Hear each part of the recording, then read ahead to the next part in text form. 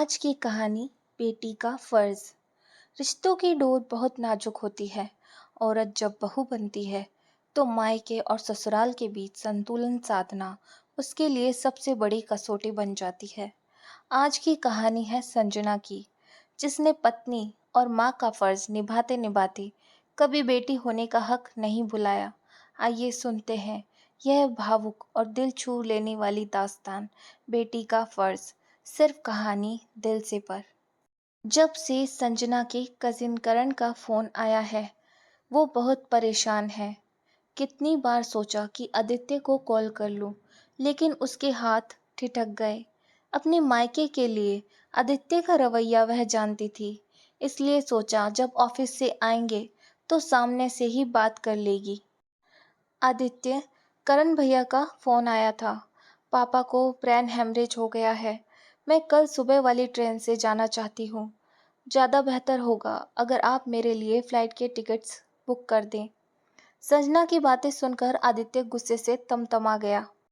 तुम्हारे पापा ने तो तुम लोगों को औने पौने दिलाकर सारी संपत्ति अपने भतीजे करण को दे दी। अब वहाँ रखा क्या है जो जाओगे? तुम्हें मैंने पहले ही कह रखा है कि उनसे कोई मतलब नहीं रखना है। फिर विवान के एग्ज़ाम के सिर्फ 2 महीने ही बचे हैं। तुम इस तरह चली जाओगी तो उसकी देखभाल कौन करेगा? अपने बीते वर्षों के अनुभव से संजना जानती थी कि आदित्य के मन में उसके माँ बाप के लिए कितनी कड़वाहट है। जब तक उसके सास ससुर जिंदा थे तब तक ही वह मायके जा पाई, क्योंकि आदित्य उन्हें रोक नहीं पाया। लेकिन उनके जाने के बाद अब तो आदित्य को उनसे फ़ोन पर बात करने पर भी ऐतराज होता था।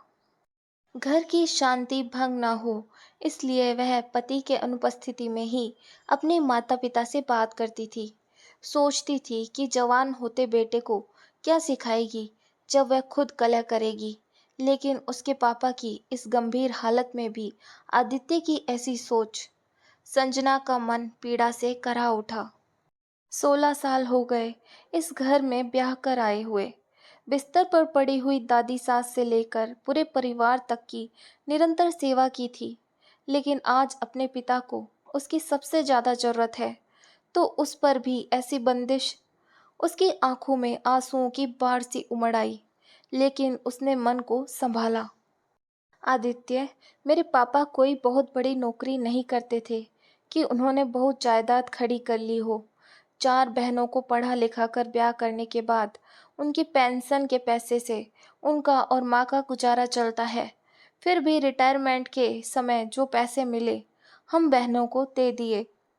रही बात करण भैया की, तो बुआ की तलाक के बाद वो हमारे घर ही रहकर पले बड़े, इसलिए मेरे माँ पापा को वो अपने माता पिता का दर्जा देते हैं और उसी भावना से उनकी सेवा करते हैं, ना कि जायदाद के लोभ में। करण भैया खुद अच्छी नौकरी करते हैं और भाभी भी स्कूल में पढ़ाती है। ज़रूरत पड़ने पर उल्टे वही लोग माँ पापा पर खर्च करते हैं। फिर भी हम 4 बहनों ने फैसला किया है कि पापा का मकान करण भैया को ही दिया जाए। बाकी गांव की पुश्तैनी जमीन पापा ने ताऊ जी के दिव्यांग बेटे निखिल को दी। वो कोई नौकरी नहीं कर सकता था, कम से कम किसानी करवाकर अपना काम चला लेगा। मैं जानती हूँ आप इन बातों से निराश हैं, क्योंकि आपने पता नहीं कौन कौन सी उम्मीदें बांध रखी थी। खुद कमाइए और अपनी इच्छाएं खुद पूरी कीजिए। जहाँ तक मेरे जाने की बात है, मैं कल सुबह की फ़्लाइट से पापा के पास जा रही हूँ। आपकी पत्नी होने से पहले मैं उनकी बेटी भी हूँ। आज तक मैंने सबके लिए इतना कुछ किया, अब एक बेटी का फ़र्ज़ निभाने जा रही हूँ। विवान के लिए मैंने सब व्यवस्था कर दी है। अनवी को साथ लेकर जा रही हूँ। मेरे इस फैसले में अब आपकी असहमति हो या सहमति, मुझे जाने से कोई नहीं रोक पाएगा। पापा मम्मी को नाना जी के पास जाने दो, उनको रोकना गलत है। उनके पीछे मैं घर को संभाल लूँगा। मम्मी ने इतना तो सिखा ही दिया मुझे। विवान ने भी संजना की तरफदारी करते हुए कहा। आदित्य अवाक था। उसने संजना के इस रूप को कभी नहीं देखा था, जो संजना अब तक जिंदगी में उसके हर कदम पर साथ देती रही। आज पिता के लिए उससे विमुख होकर जाने को तैयार थी। सामने हॉल में खेलती अपनी बेटी अन्वी पर नजर गई तो सोचने लगा, शाम को ऑफिस से आने पर जब बेटी दौड़ती हुई आकर गले लग जाती है तो उस आत्मिक तृप्ति की तुलना किसी वस्तु से नहीं की जा सकती। वो तो कभी सोच भी नहीं पाता कि बिटिया उससे अलग जाए। अपने नन्हे हाथों से उसके लिए पानी का ग्लास लेकर आती बेटी को देखकर उसकी आंखें भीग गई। बेटियां तो पिता के लिए सचमुच प्यार का सैलाब है। आज तक स्त्री के इस पक्ष को उसने जाना ही नहीं था। संजना भी तो किसी की बेटी है। फिर बेटे विवान की बात ने भी उसे सोचने को मजबूर कर दिया। आदित्य ने संजना के साथ अपना भी टिकट बुक करा लिया। अब तक जो कड़वाहट थी वो धुल चुकी थी।